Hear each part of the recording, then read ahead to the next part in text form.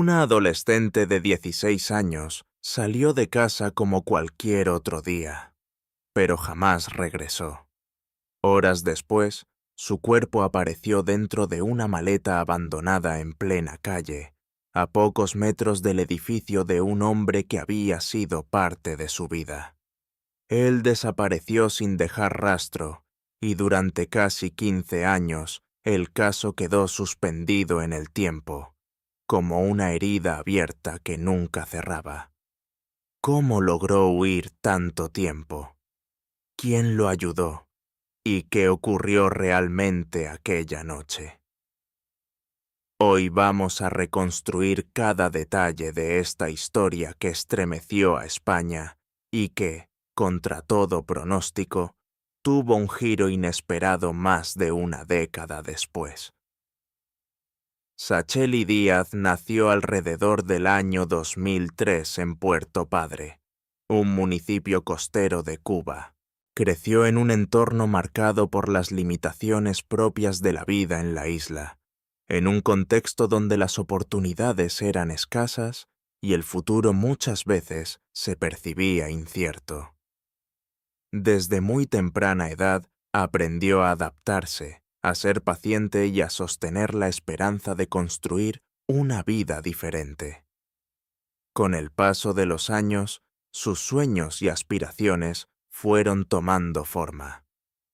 En ese escenario conoció por internet a Adrián Carracedo Vega, también cubano, pero aproximadamente 15 años mayor que ella.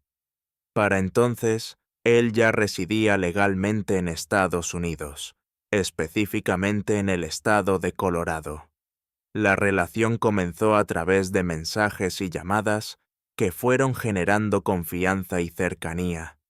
Lo que inició como amistad evolucionó hacia una relación sentimental a distancia. Sin embargo, como ocurre en muchos vínculos virtuales, no todo parecía completamente claro.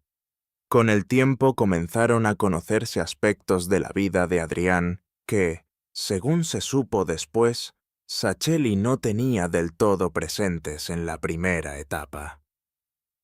Mientras tanto, Cuba atravesaba uno de los periodos más complejos de su historia reciente. En 2021 se registró uno de los mayores éxodos migratorios del país, impulsado por la crisis económica y la falta de perspectivas. En ese contexto, Adrián pasó a representar no solo una relación afectiva, sino también la posibilidad concreta de emigrar y empezar de nuevo. Con el paso del tiempo, esa idea dejó de ser lejana.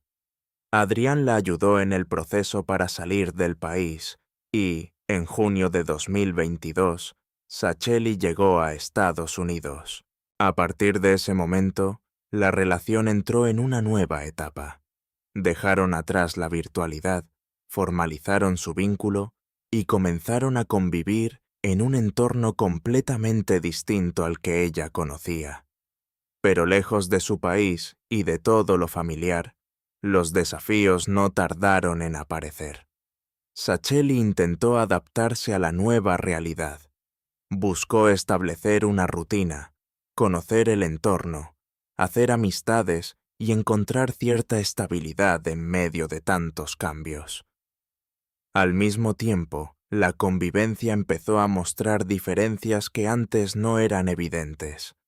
La imagen que ella había construido de Adrián durante meses comenzó a transformarse. Salieron a la luz detalles de su vida que no habían sido del todo claros, y, aunque los conflictos no explotaron de inmediato, la relación fue volviéndose cada vez más tensa.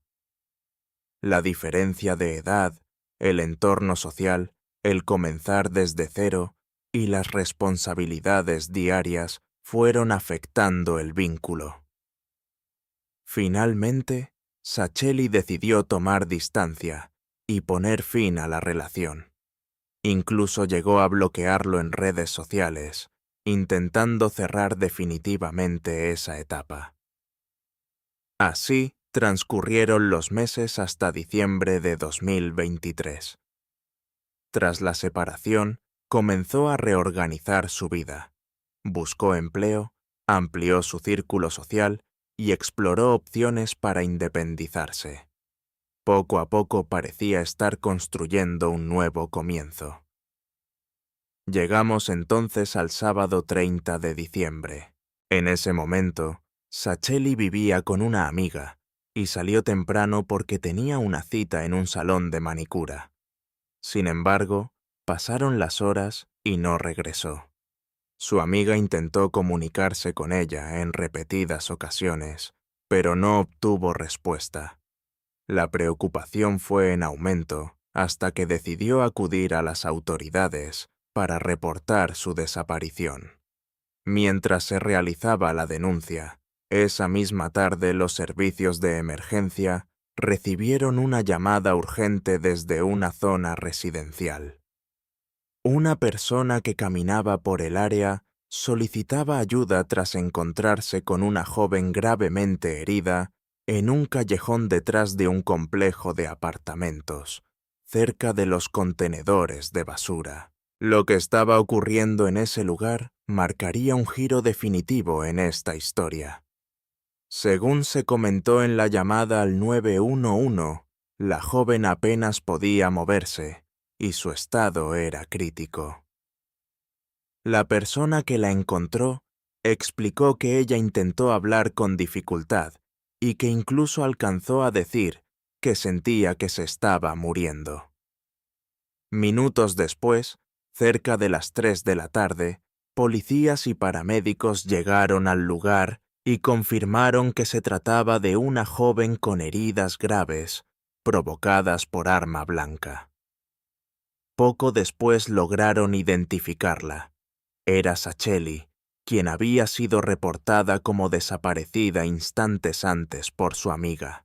En ese momento todavía estaba consciente y fue trasladada de inmediato a un hospital cercano, donde el personal médico hizo todo lo posible por salvarle la vida, pero lamentablemente falleció poco después. Los análisis forenses posteriores confirmaron que había sufrido 2 lesiones profundas en el pecho y la zona torácica, además de presentar marcas compatibles con ligaduras alrededor del cuello. Tenía apenas 20 años. Según trascendió más tarde, cuando los agentes la encontraron aún consciente, habría logrado mencionar el nombre de la persona que la atacó. Paralelamente, comenzó a circular un mensaje oficial solicitando ayuda para localizar a un sospechoso. Cuando la investigación avanzó, se supo que Sacheli había señalado directamente a Adrián como su agresor. Casi al mismo tiempo que esta información comenzaba a difundirse, una mujer de una localidad cercana se comunicó con la policía para informar que había encontrado en su vivienda varias prendas de ropa con manchas rojizas. En principio, la llamada no parecía relacionada con el caso, pero la situación cambió cuando explicó que esa ropa pertenecía al padre de su hijo y que ese hombre era Adrián. Esto encendió las alarmas y las autoridades centraron su atención en él. También se supo que días antes había pedido prestado el automóvil de una amiga y que aún tenía las llaves en su poder, sin haber devuelto el vehículo.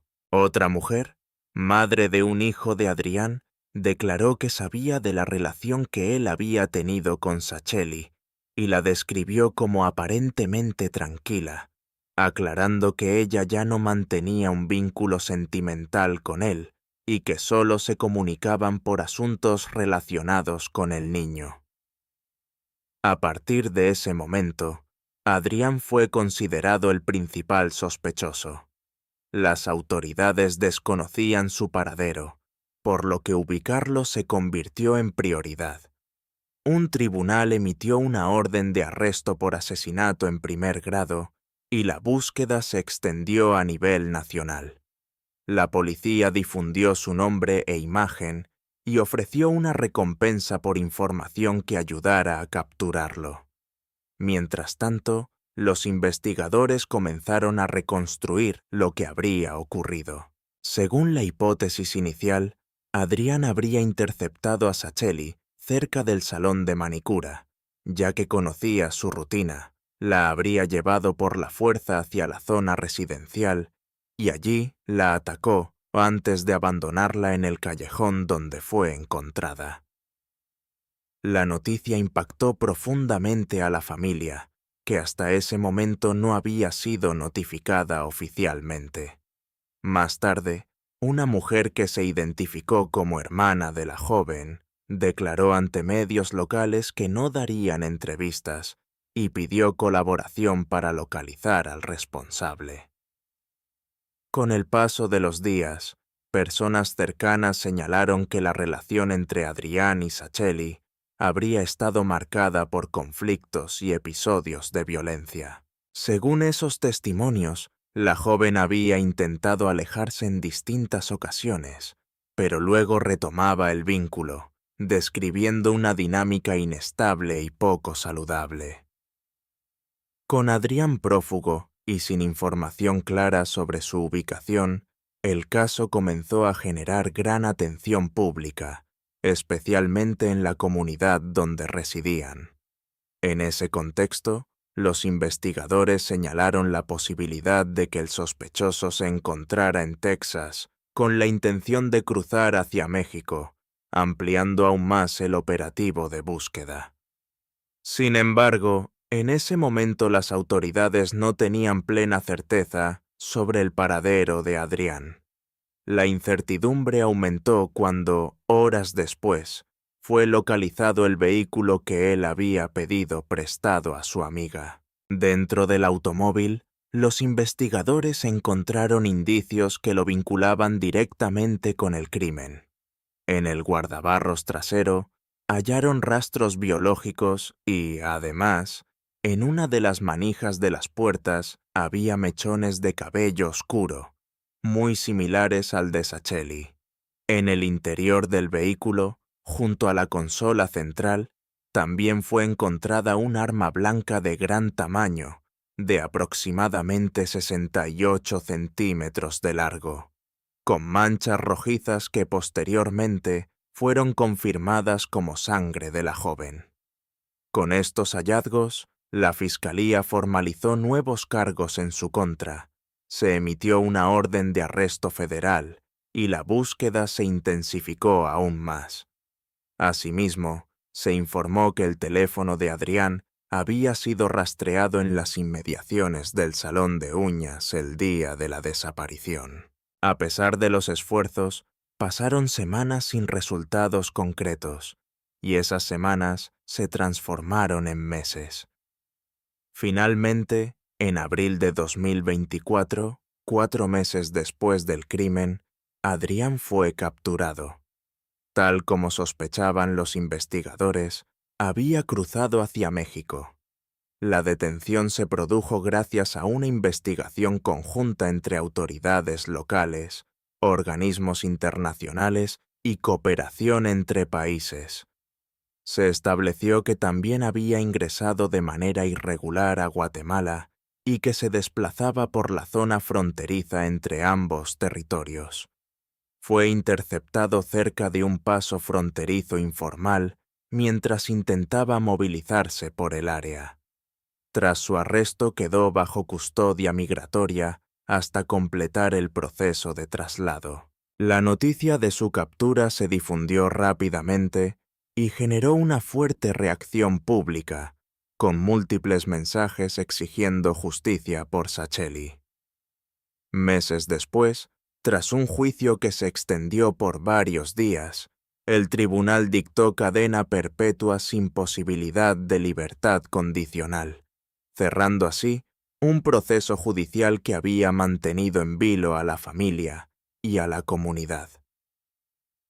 En diciembre de 2025, en otro escenario y en otro país, una joven pareja salió con amigos para disfrutar una noche tranquila. Lo que no sabían era que alguien los observaba desde la oscuridad. Según se revelaría más adelante, Se trataba de una persona que había desarrollado una obsesión y que, presuntamente, había estado planeando un ataque. Jimena Yasmín Coleman. Jiménez nació alrededor del año 2000 en Los Altos, departamento de Cordillera, en Paraguay. Creció junto a su familia en un entorno rural, rodeada del mundo de la ganadería y las actividades ecuestres. Quienes la conocieron la describen como alegre, carismática, disciplinada y trabajadora. Desde pequeña mostró una fuerte conexión con los caballos, no solo en el cuidado diario, sino también en la equitación. Con el tiempo, su habilidad como jinete y su presencia en competencias la convirtieron en una figura reconocida dentro del ambiente de las jineteadas, donde muchos la apodaban la reina jinete.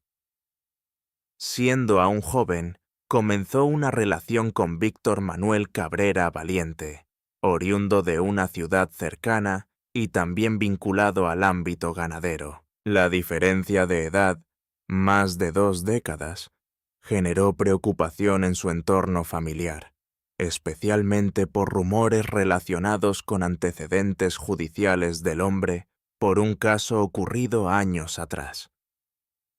A pesar de las advertencias, Jimena decidió continuar con la relación y eventualmente se mudó con él a una vivienda en un barrio residencial. Según algunas versiones, Víctor le habría obsequiado la propiedad, además de una camioneta y caballos, fortaleciendo así el vínculo que compartían dentro del mundo ecuestre.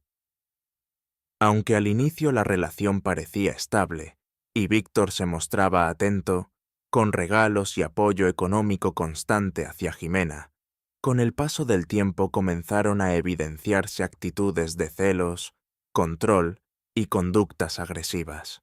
Según los reportes, él limitaba sus salidas, la vigilaba con frecuencia y le imponía restricciones sobre con quién podía reunirse o incluso cómo debía vestir.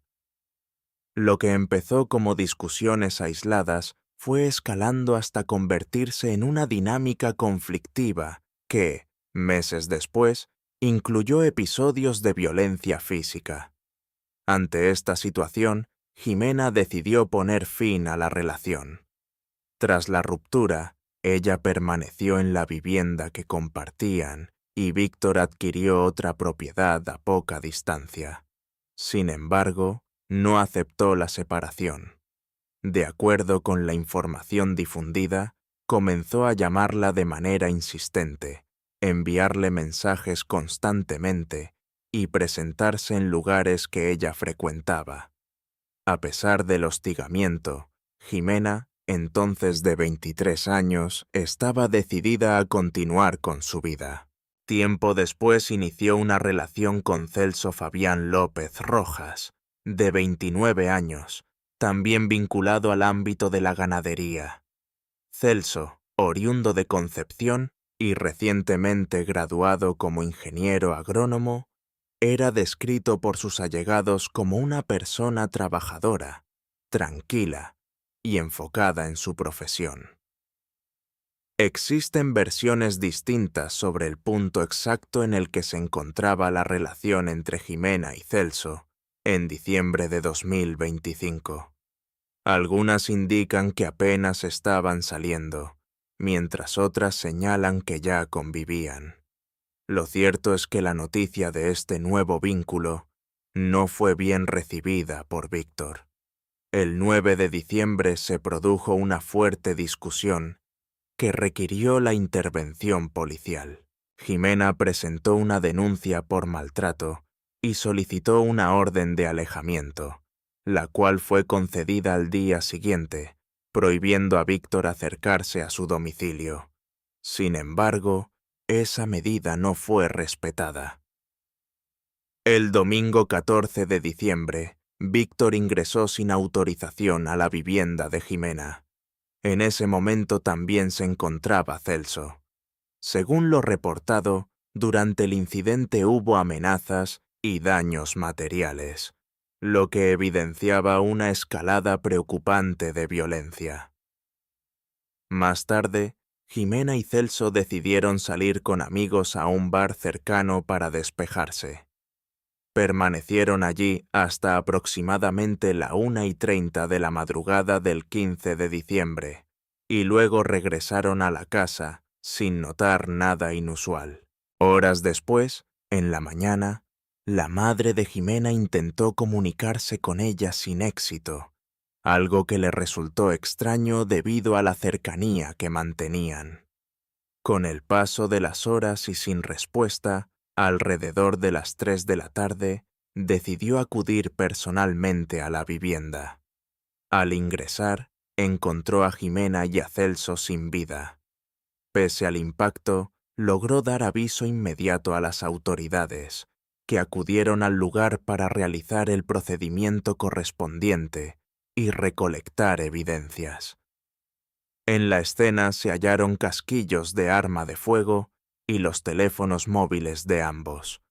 La noticia conmocionó profundamente a la comunidad, especialmente al entorno relacionado con las competencias ecuestres, donde Jimena era ampliamente conocida. La familia de Celso fue notificada y su hermana viajó desde Estados Unidos para acompañar el proceso y seguir de cerca la investigación.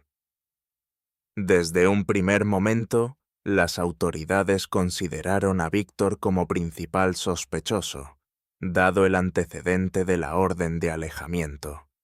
Se emitió una orden de captura y se desplegó un operativo con allanamientos y controles en distintos puntos.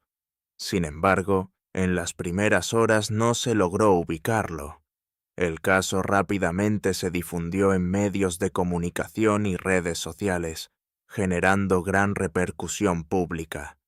Días después se dieron a conocer los resultados preliminares de los análisis forenses, que aportarían nuevos elementos a la investigación. En el caso de Jimena, las autoridades activaron el protocolo de investigación por feminicidio.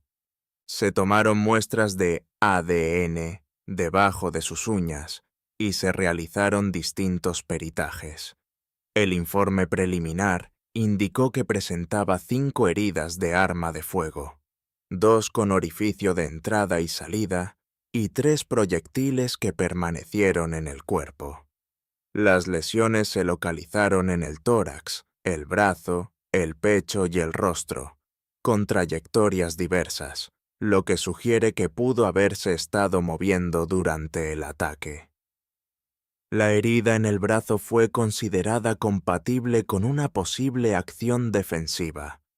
El dictamen estableció que la causa de muerte fue un shock hipovolémico, debido a daños en órganos vitales como el pulmón y el corazón. En cuanto a Celso, presentaba 2 impactos de bala, uno en el lado izquierdo del tórax y otro en el rostro, ambos con orificio de entrada y salida. También se determinó que falleció por shock hipovolémico. Tras los procedimientos forenses, los cuerpos fueron entregados a sus familias, que decidieron realizar despedidas por separado. El sepelio de Jimena tuvo lugar el 17 de diciembre, en medio de numerosas muestras de dolor por parte de familiares, amigos y personas del ámbito ecuestre donde era muy conocida. Durante la ceremonia se reiteró el pedido de justicia.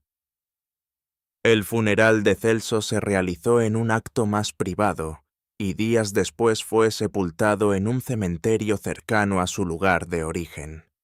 Sus familiares expresaron preocupación por la percepción de que la atención mediática estaba centrada únicamente en el caso de Jimena, insistiendo en que Celso también fue una víctima directa del ataque. Ese mismo día, el fiscal imputó formalmente a Víctor por feminicidio y homicidio doloso, confirmando además su condición de prófugo. Las investigaciones, apoyadas en registros de cámaras de seguridad y testimonios, situaron al sospechoso en las inmediaciones del lugar en el horario estimado de los hechos. El cruce de datos de antenas telefónicas permitió establecer que entre la medianoche y la 1:30 de la madrugada del 15 de diciembre, habría estado en las cercanías del bar donde la pareja compartía con amigos y que posteriormente los siguió hasta la vivienda. Minutos después de las 2 de la madrugada, habría ingresado sin autorización al domicilio. Según la hipótesis fiscal, el ataque ocurrió poco después. Mientras se difundían estos elementos, los operativos de búsqueda se intensificaron. El 30 de diciembre se fijó una audiencia para la imposición de medidas, otorgándole la posibilidad de presentarse voluntariamente, lo cual no ocurrió. Fue declarado en rebeldía y se ordenó su captura a nivel nacional. Las autoridades indicaron posteriormente que el proceso continuaba y que se mantenían activos los mecanismos de búsqueda, ante la posibilidad de que el sospechoso hubiera salido del país. Para la comunidad y para muchas organizaciones, el caso evidenció la gravedad del incumplimiento de medidas de protección y los riesgos que enfrentan las personas que denuncian situaciones de violencia.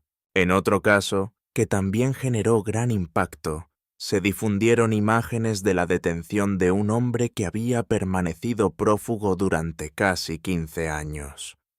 Se trataba de un ciudadano peruano que, cuando tenía alrededor de 30 años y residía en España, fue acusado de haber asesinado a su entonces pareja, una adolescente de 16 años. Tras años de investigación, las autoridades lograron ubicarlo y ponerlo a disposición judicial. Silvia Rodríguez Fernández nació en 1994 en la Comunidad de Madrid, España, donde transcurrieron su infancia y adolescencia. Su historia, que se remonta a varios años atrás, volvería a cobrar relevancia con la reciente captura del principal sospechoso del caso. Se sabe que Silvia creció en un entorno familiar cercano, junto a su madre, su hermana mayor y su padrastro. En 2008, cuando tenía 14 años, conoció en un parque cercano a su casa a Cristian Hernán John Granadino. Él había nacido en Perú y se había trasladado a España en 2003 junto a su madre, quien trabajaba como empleada doméstica en Madrid. Con el tiempo, Cristian comenzó a vivir por su cuenta alquilando una habitación y, al momento de los hechos, no tenía un empleo estable. Realizaba trabajos esporádicos y recibía ayuda económica de su madre. Es importante señalar que cuando iniciaron el vínculo, Silvia tenía alrededor de 15 años y Cristian 30. Al principio comenzaron como amigos y, tras verse en varias ocasiones, iniciaron una relación sentimental. La familia de Silvia manifestó desde el comienzo su preocupación por la diferencia de edad y por ciertos comentarios que habían escuchado sobre él. Aunque algunas personas del entorno describían a Cristian como alguien tranquilo, el padrastro de Silvia afirmó que intentaron advertirle que no lo consideraban una buena influencia. Sin embargo, en plena adolescencia, ella decidió continuar con la relación. Con el paso de los meses, todo parecía marchar con normalidad. Silvia estudiaba peluquería y contaba con el apoyo constante de su familia. No obstante, con el tiempo empezó a comentar que Cristian mostraba actitudes de celos, control y comportamientos agresivos. En el otoño de 2010, Silvia tomó la decisión de terminar la relación. La conversación final fue tensa y, según se informó, él reaccionó con amenazas. Aún así, ella se mantuvo firme. Había quedado en que pasaría por la vivienda de Cristian a recoger algunas pertenencias, aunque semanas después aún no lo había hecho, y comentó a su madre que lo haría en algún momento, sin precisar cuándo. El martes 9 de noviembre de 2010 fue el último día en que se vio a Silvia con vida. Asistió con normalidad a sus clases de peluquería, regresó a casa, almorzó con su familia y pasó la tarde con su madre y su hermana. Alrededor de las 7 de la tarde, una amiga fue a buscarla y Silvia salió, indicando que posiblemente se quedaría a dormir fuera.